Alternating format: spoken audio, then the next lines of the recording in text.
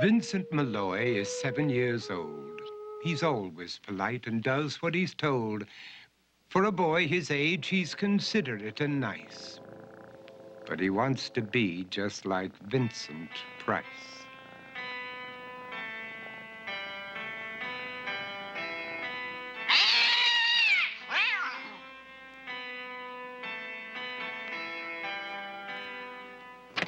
He doesn't mind living with his sister, dog, and cats, though he'd rather share a home with spiders and bats.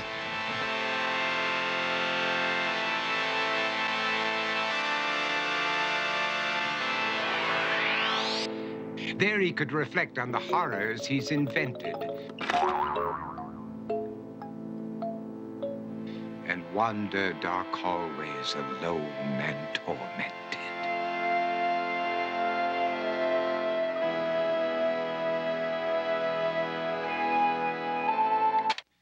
Vincent is nice when his aunt comes to see him, but imagines dipping her in wax for his wax museum.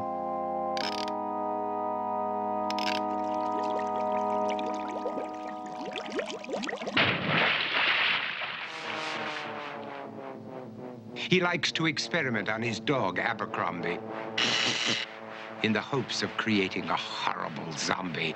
So he and his horrible zombie dog could go searching for victims in the London fog.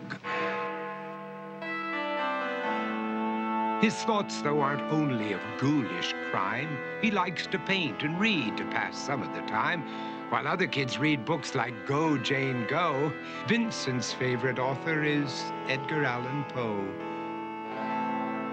One night, while reading a gruesome tale, he read a passage that made him turn pale. Such horrible news he could not survive, for his beautiful wife had been buried alive. He dug out her grave to make sure she was dead, unaware that her grave was his mother's flower bed. His mother sent Vincent off to his room. He knew he'd been banished to the Tower of Doom, where he was sentenced to spend the rest of his life alone with the portrait of his beautiful wife.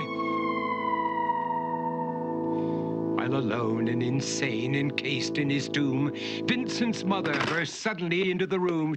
She said, "If you want to, you can go out and play. It's sunny outside and a beautiful day."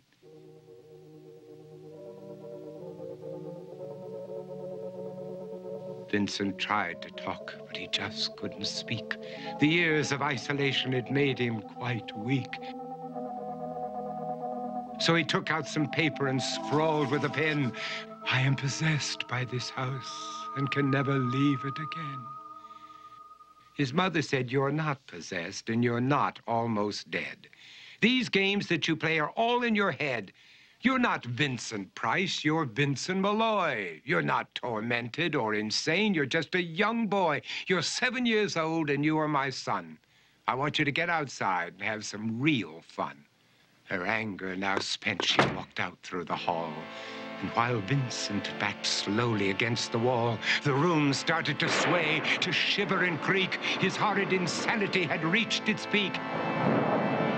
He saw Abercrombie, his zombie slave, and heard his wife call from beyond the grave. She spoke from her coffin and made ghoulish demands, while through cracking walls reached skeleton hands.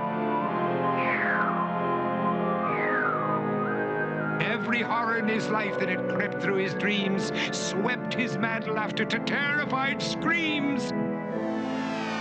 To escape the madness, he reached for the door, but fell limp and lifeless down on the floor. His voice was soft and very slow as he quoted the Raven from Edgar Allan Poe. "And my soul from out that shadow that lies floating on the floor shall be lifted nevermore."